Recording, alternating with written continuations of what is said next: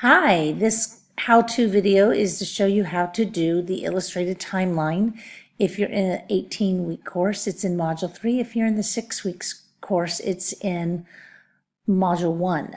So right now I'm in the 18-week course, but it's the same. So I'm going to dig right into this. So what you're going to do is using an online program. It could be a PowerPoint, it could be Google Slides, it could be a Prezi, but warn that if you use something like TimeRhyme, XTimeline, Prezi, anything like that, you have to save it as a PDF before you turn it in, because I will get the assignment, but I won't get the turnitin.com will not accept it. So you'll have to turn it into a PDF if you do one of the other ones. So the best ones are either PowerPoints or Google Slides, but there's other programs as long as you save it as a PDF. There is a how to save as a PDF in your About This Course folder. So make sure you are saving everything as a PDF before you turn something in, because if it's connected or bridged to turnitin.com, you will need to have it in a format that turnitin.com accepts. So, okay, so going on with that, what you're going to be doing is creating a timeline on a Google slide or PowerPoint presentation, and the events are going to be from 1215 to 1789. You pick the events, but they have to depict the events leading up to the ratification of the Constitution. This does not include the ratification of the Constitution, and it does not include anything that happened after the ratification of the Constitution. So you want to pick events. I'll give you a hint. In 1215, the Magna Carta was written. You could look up Magna Carta, and then you can skip all the way up to where events were really happening to basically write the Constitution, like the Declaration of Independence and stuff. So there, I've already given you two. There must be at least 10 events that you are choosing, and there must be a picture with a caption. So let's talk about that first. You'll select an image. When you select your image, make sure you copy and paste the URL into your Works Cited page so you don't have to go back and find it. And a caption is just a couple words, 2 to 6 words. It's not an explanation. It's just 2 to 6 words. You also must have a date. The date cannot be part of your explanation that you're going to be writing later. It has to be on top. So if you put the Declaration of Independence, you will put the declaration, the title of the event at the top, and you must have the date of the event at the top.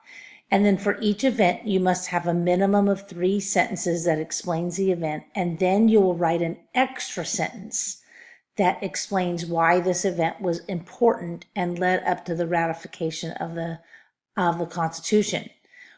You will highlight this extra sentence. Okay, so you're going to write a minimum of 3 sentences that describe it. Again, because I have such a small minimum requirement, they must be good, meaty sentences. If you put the Declaration of Independence was written in 1776, period, well, I already know that because that's your title, Declaration of Independence. So you have to have 3 sentences that are full of meat, like, really get to what it is.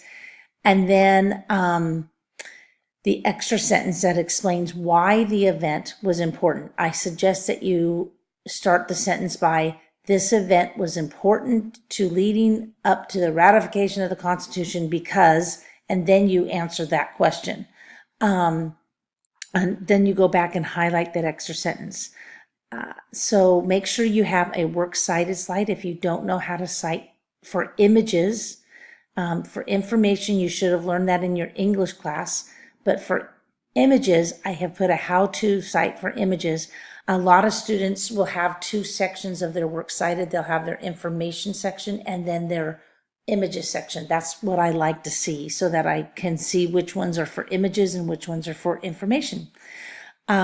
Make sure that you are choosing events that you feel are imperative to ratification. ratification means the acceptance. But let me reiterate, you must explain how the event item you chose contributes to the ratification of the Constitution and highlight it. The slides must be in chronological order. So you have the date on the top with the title, and then you'll need to put them in order. Okay?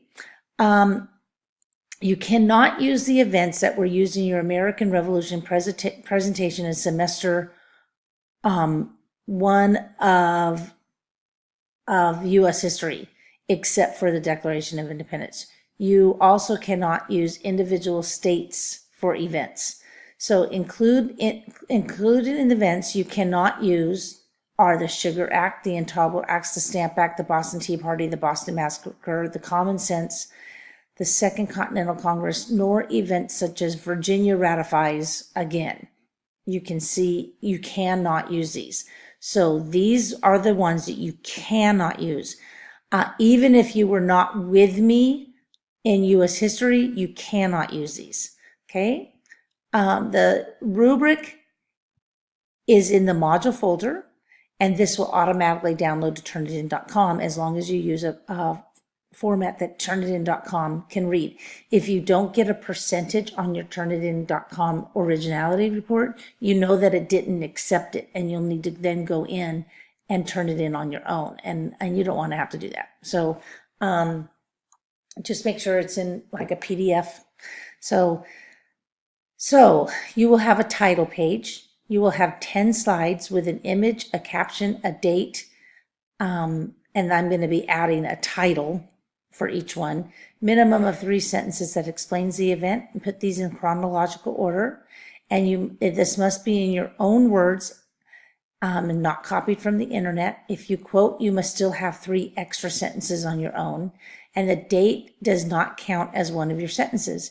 You will have an extra highlighted sentences besides your explanation telling why you feel this event is important to the ratification of the Constitution. So this will make for a minimum of 4 complete, solid sentences. You'll have a works cited page for your information and images. And your chosen events must be events and not time period or places. They must be events. Okay? So that is that assignment.